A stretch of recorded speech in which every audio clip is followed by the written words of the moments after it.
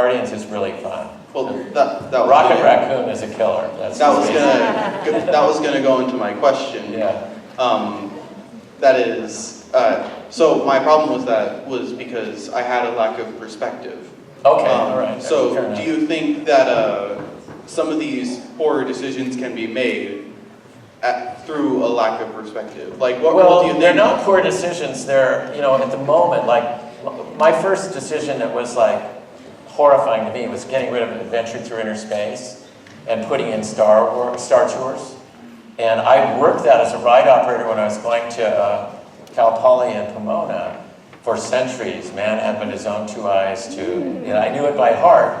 And here I was, the one condemning it to death. I've got one of the little automobiles still that where you were shrunk into the thing. But in the end, Star Tours is a better thing. You know, it's a better thing, and it's adjusted more for the audience it was built for in the late 80s, and they've upgraded it with 3D and interchangeability and interactivity and so forth. So it's stayed fairly consistent with the audience, whereas the other one was a psychedelic show from the 60s that was cool, especially if you were, you know, now it's okay, I need to get this to someone else. Yeah. I have a question about California Adventure. I can hear you, but I don't know if they can. No. Okay. What will it be called now, since, I mean, they're pretty much taking California out of California Adventure? I don't know. I don't think they'll change it just because it's something that's already worked into the vernacular of everybody, so it's just going to mean, California Adventure is going to mean that place. You know, I don't see that. It would just, to change it would be, you'd have to have a rethink of the whole thing, you know, and they're putting a lot of Pixar in there, so you could call it Pixar Adventure, but, you know, I don't know. The Guardians thing and all that, I think it'll just be California Adventure, sort of like Paris Disneyland, you know, Disneyland Paris, Tokyo Disneyland. It gives it just a flavor of where are you talking about, you know, it's California. Back there, that fellow on the end. I can actually talk loud. So, do you have any really good advice for an engineer, someone who's more design-oriented, who does want to get in the field of more artistic work? So, let me get this, see if I got it right. You're an engineer who'd like to get into a field with more artistic work?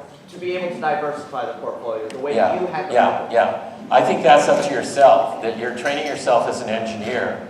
And if you think about things you like to do either as a hobby or you're really good at with computers or putting together editing film or whatever it might be, and you go in for an interview on your primary skill set, and you say, oh, by the way, and of course it helps if that by the way is something that they also do. I used to kid people back when we were building the Shanghai resort, and I said, after you explain what a great engineer you'd be for the company, you say, oh, by the way, I'm fluent in Mandarin Chinese. You know, you've got the job, because that's obviously a skill set that you've done some investigation that they're going to be incredibly in need of. And so you would be bringing that to the table. I kind of stumbled into mine. I felt like I was doing a poor job with my artwork.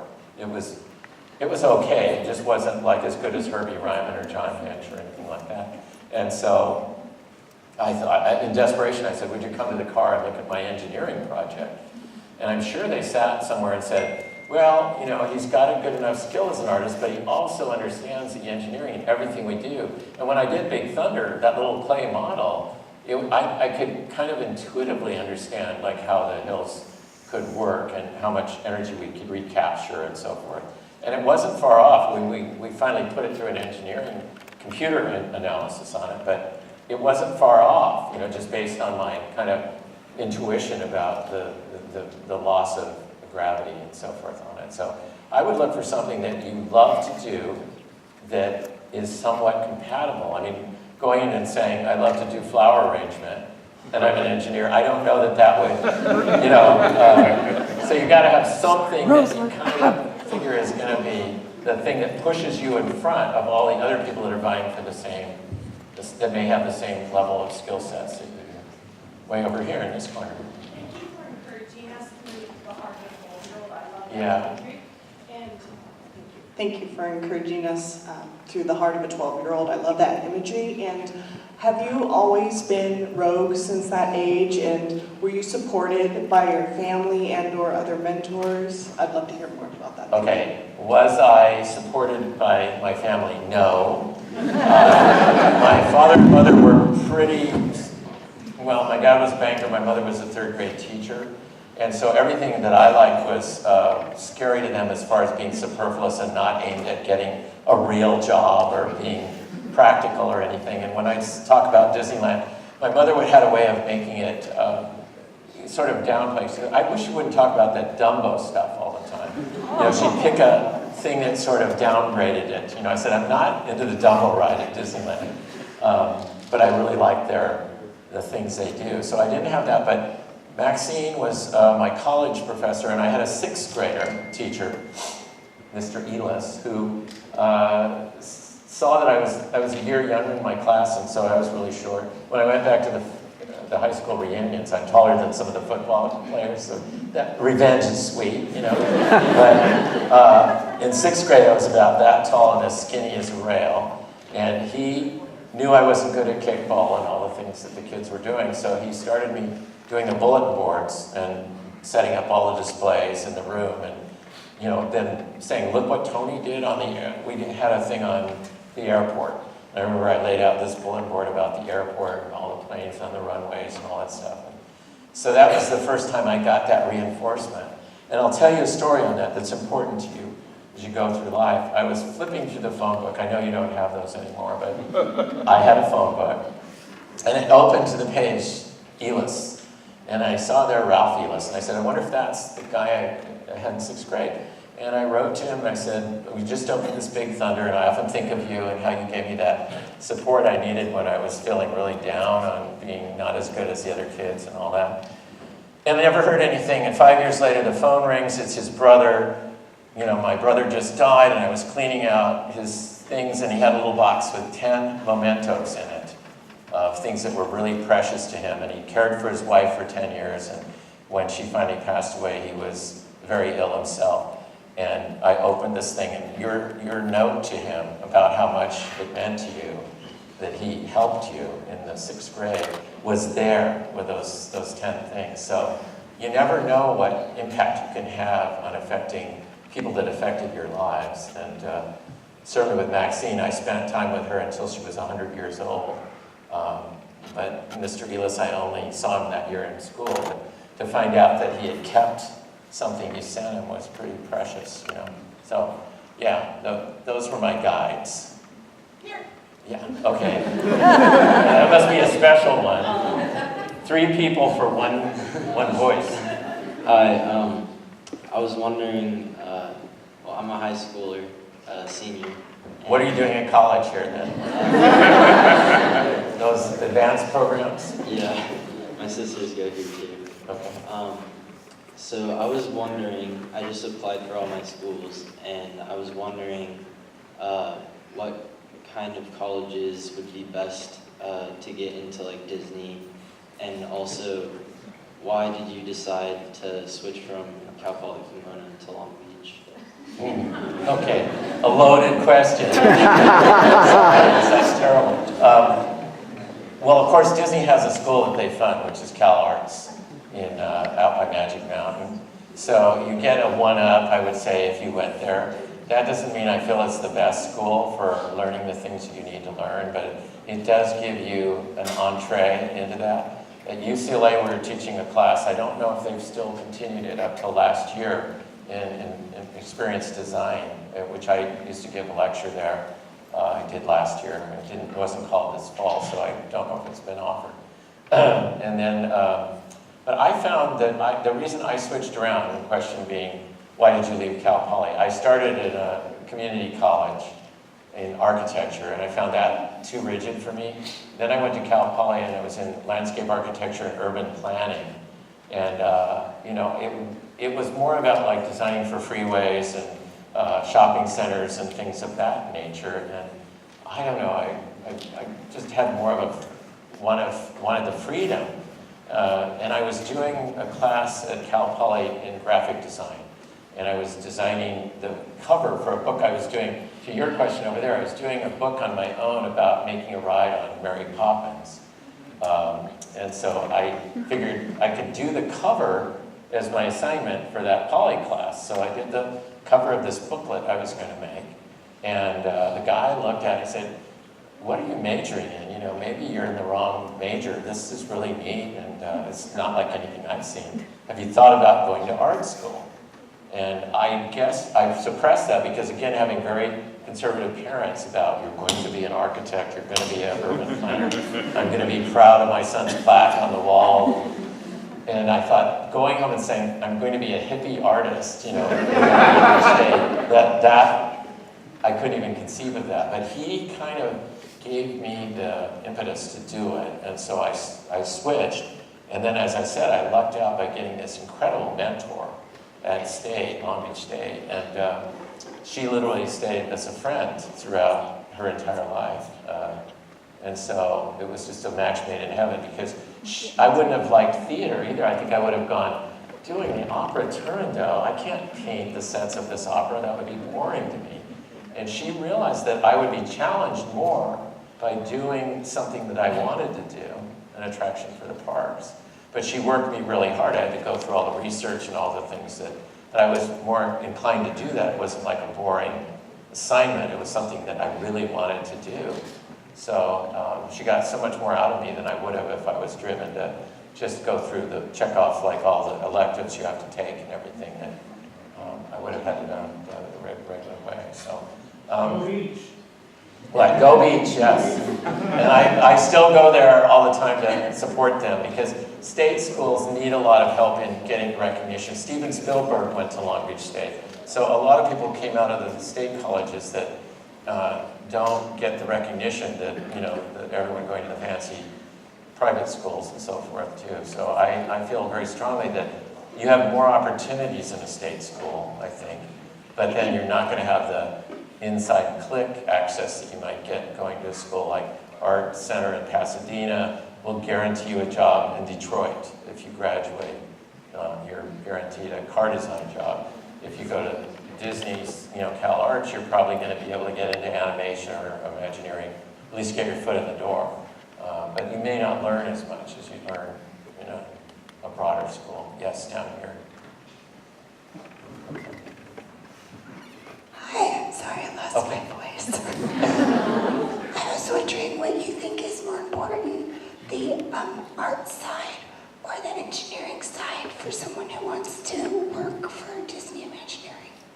I think the question was, what is more important, the art side or the engineering side? Working in Imagineering, they're both important, because a lot of things I've shown you today wouldn't happen if one wasn't there and the other. And sometimes the engineering guides the creative. So you are invited to go look at the simulator in London, and you're going, oh my God, you know, and they were showing a stupid roller coaster ride. Well, we climbed up and got on board this, and we thought about, we have to figure out how 30 people can load and unload in it in 5 minutes, or it won't work for us. You know, and it took us 20 minutes to climb up ladders and for them to buckle us in and the doors to be, and so there was all kinds of engineering things that had to be solved before that could even be addressed as is this a storytelling, you know, creative thing. So the engineers had to prove out those things, and patents had to be acquired to get the doors to open and everything. And then when we did it again with Indiana Jones, putting the simulator on board a moving truck and carrying all the hydraulic fluid and everything around that thing out of control. And when it comes into the station, when you board, it lines up with cooling jets that literally fire cooling temperature onto those the cylinders to cool the oil down from all the heat that's built up. So we literally gave the engineers a year and a half to say that ride vehicle will work. You know, and so they went up to Valencia, rented a warehouse, and did that whole design, and called us when they thought they had it, and then we designed the attraction. So it can go both ways. You know, if you've got something extraordinary that has come out of the engineering side. I was talking to the group at lunch today, and I said, you know, I've often thought, creating an attraction where you get to race with other participants, where someone gets ahead and someone else gets ahead and all of that. Solving that from an engineering standpoint would open up something where you could do horse races, bike races, light Tron vehicles from Tron, or speeder bikes from Star Wars and all of that. So, you know, I think it works both ways. Yes, back there is a hand. Maybe we think 1, 2 more questions? Whatever you tell me to do. Okay, As long as I'm one of them. Okay, as long as it's one of them. There's 2 more questions, and there's food afterwards outside. Okay. Food as well. That's a reason to leave, isn't it? Yeah. Hi. Hi. So as somebody who's had, you know, let's say a very long career, we'll fudge the numbers a little bit, you know, and you've seen technologies change as you've, you know, worked. Was there ever anything that you wanted to do from an artistic standpoint that you just couldn't do because of the technology that was available at the time? Well, thoughts you had to give up on? We gave up on Indiana Jones when we saw the movie. We all came out and said, that would be great, but A, we don't own the property, and B, there's no technology that would give you an out-of-control sensation like Indiana Jones. So we put it to bed until the technology proved that we can do it, you know. So, but in terms of ones that I never got, I think I just sketched one out for you. That I would love to be on the carousels in Mary Poppins, you know, at the little fair thing, and have the guy pull the lever and have all the horses jump off and then go riding through the countryside with other people around me getting ahead and falling to the rear and whatnot. Think of that same device, technological, that doesn't exist, allowing me to board a light cycle out of Tron, and then racing all these guys and getting in the path of their light trails and whatnot as we race along this thing. And everybody being able to jockey for position and not worrying about guardrails and tracks and all this stuff. Finding the technology to do that. I think if you unlocked that technology, you'd have so many attractions that could utilize that we all do. Where everyone loves foot races, everybody loves horse races, everybody loves car races, bike races. You know, you think about all the ways in which that happens in the real world, and that there's no way to simulate that in the technical world yet. So not just like rails, but like actually being able to control a race. Yeah. Okay. And I've got several concepts of how it could be done, but in fact, we have a patent on one, but I can't get anyone, you know, inspired by that. I think right now, we just opened a thing at downtown Disney on Star Wars through, I forget the company, like it's a short one-word term. The Void, yeah, just opened at downtown Disney in both Walt Disney World and here, and there's a couple of other places, but it's a combination of ILM and a group out of Utah that's come up with a VR thing that actually kind of breaks through that barrier of it being cumbersome and dizzy, you know, from the movement and so forth. They're absolutely spot perfect on the movement and everything. So perhaps there's a way to use that. I just still feel that isolating people in a box is the contrary to being a theme park experience where we're all kind of sharing it. But we'll see. Okay, moderator, which one? One more than one. You be the one that picks then, because I don't want to be the mean person. Guy, okay. I think he has had his hand up the longest that I've noticed. Front row and center. Okay. Hi, I just had a question based on history, but like over time, we have slowly lost more non-IP attractions in Disneyland. I'm wondering like why you think that is, and if there will be more to come. Wow, I kind of describe the non-IP attractions that you're talking about that we've lost. Like, well, just like not as much as loss as just there has been more IP attractions coming out more. Yeah, you mean more coming out. Yeah, it seems like it's a fact of life that if you've got a property that everybody loves, like Guardians of the Galaxy or Star Wars or those, that it's not as much risk to do an attraction based on that as it is to come up with all new characters and all new stories that unfortunately in a ride you only have like 7 to 10 minutes to meet them and understand them, and we did an incredible job of doing that on the original Journey into Imagination. You understood who Figment was, you had time to hear his story and all that before you were whisked off into a ride, but when you go on a traditional ride and you just see characters along the edge of the track, they tend to not come forward at all in terms of meaning anything to you. So it's really hard if, like when you go, like what Walt did when we opened the park, they had the Snow White ride, the Peter Pan ride, and the Toad ride. Those were all films that they had in the theater. And so you already knew how Snow White would react, and the dwarfs, and Peter Pan flying out the bedroom window. All of that was stuff that you were getting to do what you'd seen happen in films. So it was almost like shorthand or telegraphing ahead the story. Like, oh, here comes the part where we fly out the window, and now I'm getting to do it rather than just watching a film where they did it. So it's easy to fall into that, and I do enjoy doing both kinds. So Indy was one of the funnest rides I ever worked on, and Journey into Imagination was one of the funnest rides to work on. But they were at opposite ends, where you had to create all of the how do they think, and people were asking me that at lunch today, that when you're thinking about, say, like Figment as something that isn't IP, he's just a brand new idea that you've hatched out. But before you know it, you've created a character that you know, and people would be sitting in the room going, Figment wouldn't do that. He wouldn't do that. There's no way he would say that. He couldn't say that. Dreamfinder has to say that because Dreamfinder would say that, but Figment wouldn't. So all of a sudden it's IP, even though it's never been seen by anyone. You're already starting to create barriers about how they act and what they do and everything. So they're related. It's just that one is a little bit crasser because it sounds commercial, and the other one seems pure because it's based on starting from scratch with something. And I don't know, you just have to enjoy and try to do the best you can. And that's why I say I think what we did with Star Wars, Star Tours, and the land they're building, I hope is going to continue that.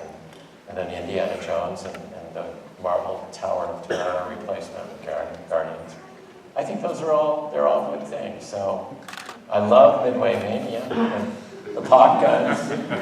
My arm is sore for a week. I've heard that you just do it like this and you don't get a sore on that. But there's, again, getting to be in a Toy Story film with all that stuff that you get to do. It's fun. Well, this has been really a great evening. I hope.